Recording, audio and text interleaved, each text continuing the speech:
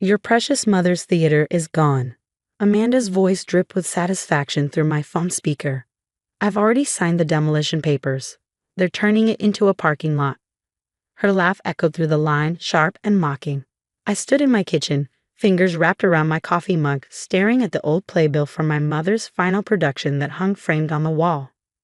My name is Julia Palmer, and at 32, I was listening to my sister-in-law gleefully announce the destruction of my family's legacy. The demolition crew arrives next week, Amanda continued, clearly disappointed by my silence. What's wrong, Julia? No tears for Mommy's little stage. Thanks for letting me know, I replied, my voice steady. The calmness in my tone seemed to throw her off balance. That's it. That's all you have to say. Amanda's voice rose an octave. I just told you I'm destroying the Palmer Theater, and you're acting like I just mentioned the weather. The truth was, my hands were shaking, but not from fear or grief. Amanda had no idea what she just walked into. The theater wasn't just a building. It was my mother's heart and soul, the place where she directed groundbreaking productions for 30 years before cancer took her last spring. But more importantly, it was protected in ways Amanda couldn't imagine. Did my brother agree to this? I asked, though I already knew the answer. Tom, my older brother, had always let his wife run roughshod over our family's traditions. Tom knows what's best for the family, Amanda snapped. That old theater is just taking up valuable downtown real estate. The parking lot will generate actual income, unlike your mother's artistic pipe dreams. I thought about my mother's last words to me, whisper from her hospital bed as she clutched a thick envelope in her trembling hands. The theater is yours now, sweetheart. I've made sure of it. Don't let anyone tell you different. Well, I hope the demolition goes smoothly, I said, unable to keep a slight smile from my voice. Have you spoken with the Arts Council yet? There was a pause on the other end of the line. The what? The Arts Council. You know, the ones who designated the Palmer Theater as a protected historical landmark 3 months ago. The ones whose approval you'd need for any structural changes, let alone demolition. The silence stretched longer this time. When Amanda spoke again, her voice had lost some of its swagger. You're lying. Tom would have known about that. Tom hasn't been involved with the theater since high school, I replied. He wouldn't know about Mom's last project, getting the building listed as a historical site. The paperwork was finalized last week. This is ridiculous. Amanda's voice rose to a shriek. That theater belongs to the family, and Tom is the eldest. He has the right to decide what happens to it. I opened my laptop, pulling up the emails I'd received just yesterday. Actually, Mom left the theater to me in her will. I have the documents right here, along with the Arts Council's protection order. By the way, how exactly did you plan to demolish a building you don't own? Tom signed the papers, Amanda said, but I could hear the uncertainty creeping into her voice. Tom can't sign away something that isn't his, I said, my tone still conversational. But I'm curious. Does the demolition company know they're contracted to destroy a protected historical landmark? I'm sure their insurance company would be very interested in that information. You think you're so clever, Amanda hissed. Just like your mother, always thinking you're better than everyone else. This isn't over. You're right about one thing, I agreed. It's not over. The Arts Council is very interested in the attempted unauthorized demolition of a historic building. In fact, they'd like to meet with whoever signed those papers. Shall I give them your number, or would you prefer they contact you through their lawyers? The line went dead. I set my phone down and took a long sip of coffee, letting the familiar warmth steady my nerves. Walking to the window, I could see the Palmer Theater's iconic marquee in the distance, its Art Deco letters still proud against the morning sky. My mother had built that theater from nothing, turning a rundown movie house into a cultural cornerstone of our community. She'd staged experimental plays alongside classics, given countless young actors their first break, and never once compromised her artistic vision. When she got sick, her first concern wasn't for herself. It was for ensuring the theater's future. My phone buzzed with a text from Amanda. Tom won't let you get away with this. I smiled, remembering all the times my mother had told me that preparation was the key to any good production. Always have your lines memorized, she'd say, but be ready to improvise when someone tries to change the script. Opening my email, I forwarded the Arts Council's protection order to my lawyer, along with Amanda's admission about the demolition plans. Then I sent a quick message to Maria, my mother's longtime stage manager who now helped me run the theater. Amanda took the bait. Time to start Act 2. All the board members were going ahead with the summer festival plans. The Palmer Theater had survived 30 years of my mother's avant-garde productions, countless financial challenges, and even the rise of streaming entertainment. It would survive Amanda's schemes too. Mom had made sure of that, and I intended to honor her vision. Looking at the old playbill on my wall, "The Show Must Go On," my mother's final production, I felt a sense of calm certainty. Amanda thought she was directing this play, but she had no idea she was merely a supporting character in a much larger production. And I had a feeling she wouldn't like the final act one bit. The next morning, I walked into the Palmer Theater through the stage door, just like I had thousands of times before. The familiar smell of wood and dust and history wrapped around me like a welcome embrace. Maria was already there, organizing papers at the box office counter. "Your sister-in-law just called," Maria said, her eyes twinkling. She was demanding to see the theater's financial records. I told her only the owner has access to those. I smiled, setting my bag down.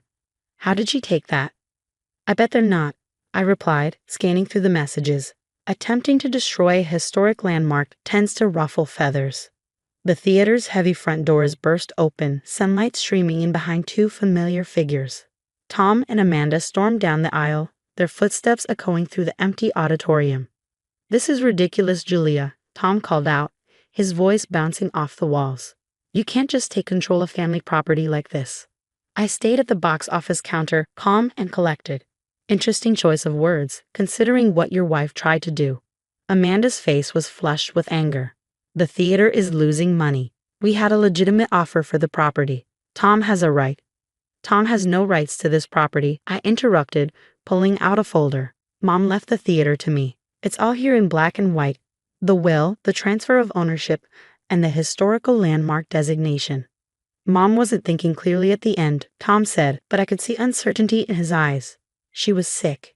"She was sick, not stupid," I replied sharply. She knew exactly what she was doing. She also knew someone might try something like this, which is why she worked with the Arts Council to protect the building. "Protection can be overturned," Amanda snapped, but her voice wavered slightly. I smiled, remembering Mom's words about theatrical timing. "You're right, it can be. But not when the building in question has just been selected as the centerpiece of the state's new cultural heritage initiative." The color drained from Amanda's face. "What?" I handed them a press release. "The Palmer Theater has been chosen to host the state's Summer Arts Festival. 6 weeks of performances, workshops, and cultural events. The governor will be here for the opening night." Tom read through the release, his expression shifting. "This is real." "Very real," Maria confirmed, bringing over more paperwork. "The grant money has already been approved. The theater will be renovated and modernized while maintaining its historical character. It's exactly what your mother always wanted, Julia." "This is what you've been planning?" Amanda's voice was tight with barely controlled rage. "While we were trying to save the family from financial ruin with a legitimate business deal, you were arranging some artsy festival?" I felt a flash of anger but kept my voice steady. "Save the family? You tried to demolish our mother's legacy for a parking lot. And let's be clear, the only financial problems here are yours. How much did you lose at the casino last month, Amanda? Is that why you were so desperate to sell property you don't own?" Amanda's face went white. Tom turned to look at his wife. "What is she talking about?" "She's lying," Amanda said quickly, but her hands were shaking.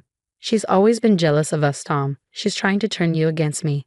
"The casino sent their collection notices to the theater by mistake," I said, pulling out another envelope. "Apparently, someone used this address when opening their line of credit. $20,000, Amanda. Is that what this is really about?" Tom's face had turned to stone. "Is this true?" "I was going to pay it back with the money from the sale," Amanda whispered. "It was just temporary." "Get out." Tom's voice was quiet but firm. "Tom, please. Get out of the theater. Amanda, go home. We'll discuss this later." After Amanda fled, Tom sank into one of the auditorium seats, looking suddenly older. "I had no idea," he said finally, "about any of it. The gambling, the demolition plans. I just signed what she put in front of me." "Mom knew," I said softly, sitting next to him. "She knew Amanda was looking for ways to get money from the family. That's why she set everything up the way she did." "I should have paid more attention," Tom admitted. "After Mom got sick, I just checked out. Let Amanda handle everything. It was easier than dealing with it. It's not too late to change that, I said. The summer festival needs a technical director. You were always good with the lighting board in high school. A ghost of a smile crossed his face. Mom used to say I had the best eye for spotlights in 3 counties. She kept all your old lighting designs, Maria called from the box office. They're in the archives. Tom looked around the theater, really seeing it for the first time in years. I forgot how much I loved this place, he said quietly. All those nights working on shows, Mom directing from the 5th row. Help me bring it back, I said. Not just the building, the spirit of it. What Mom created here, it was never about making money. It was about making magic. Tom was quiet for a long moment, then nodded. Where do we start? First, we need to deal with the demolition contract Amanda signed. Then we can focus on getting ready for the festival. There's a lot of work to do. Julia, Tom said, his voice thick with emotion. I'm sorry for everything. I squeezed his hand, remembering all the times we'd sat in these same seats, watching Mom work her theatrical magic. I know. Now, let's get to work.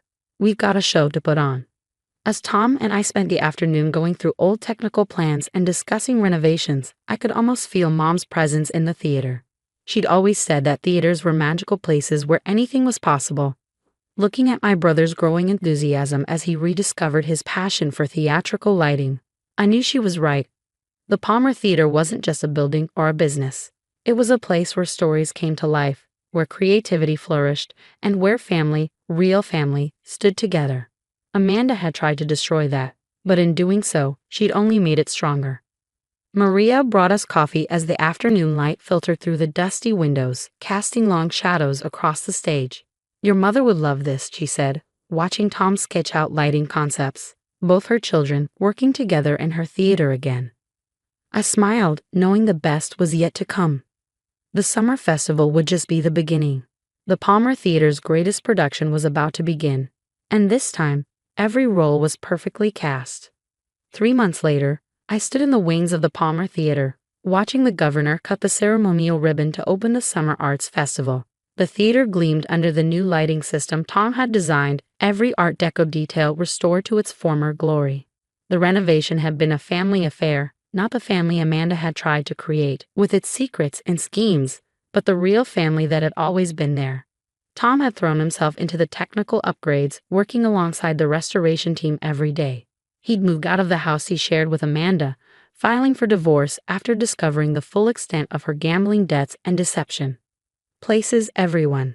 Maria called out, her clipboard in hand just like old times. Julia, you're on in 5. I smoothed down my dress, touching the small compass pin on my lapel, Mom's opening night good luck charm that she'd worn for 30 years of productions.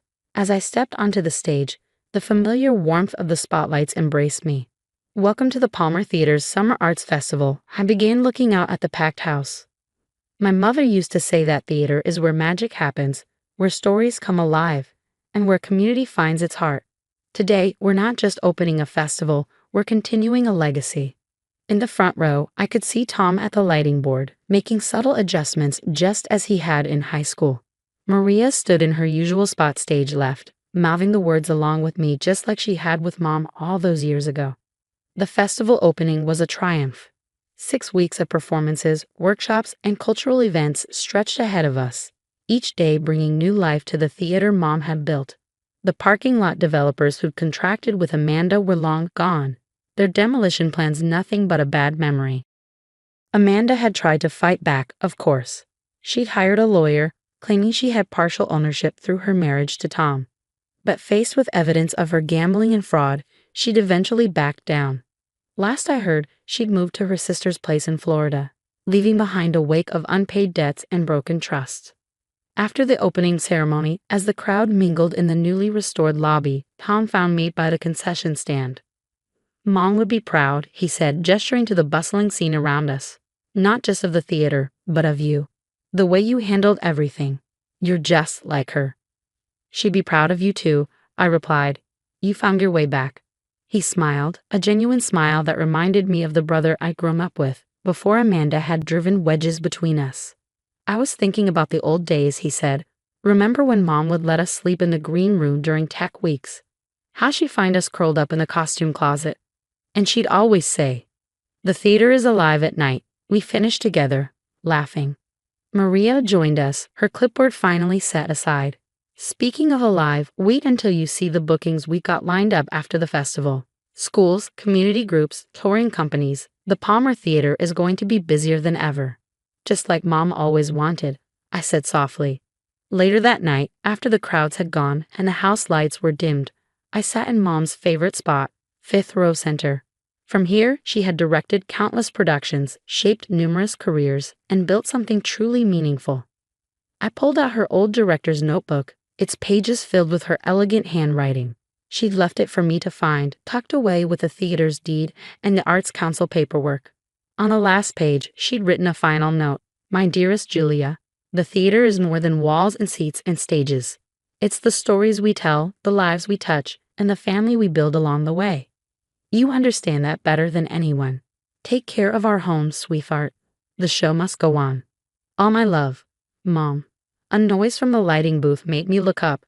Tom was still there, experimenting with different lighting combinations, his passion for theatrical design rekindled.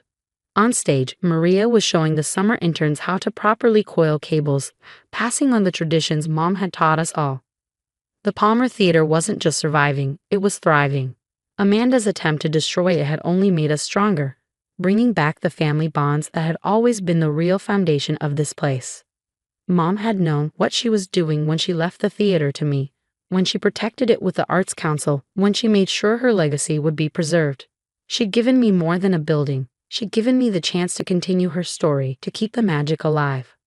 As I closed her notebook and stood to join Tom and Maria, I smiled, remembering Mom's favorite saying about the theater: "Every ending is just the beginning of a new act." She was right, as always. This was our new act, and it was going to be spectacular.